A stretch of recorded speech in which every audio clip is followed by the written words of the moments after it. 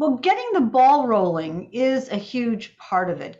Bringing this story to the front of people's minds, of course, is part of it. But we can't really do anything about it. That's the frustration of a journalist. We can just shine the light on it. We can just let people understand it. We can just reveal it to the public. I mean, every one of those Emmys behind me on my wall is a secret that someone didn't want you to know, as a secret that someone told me or revealed to me or opened a door to me.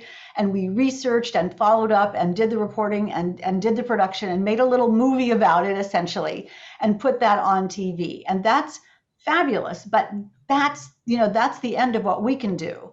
We can bring something to light, but we can't really fix it. And so on the other hand, sometimes a legislator or a lawmaker doesn't know about it and needs us to say, here's a problem, now it's in your court.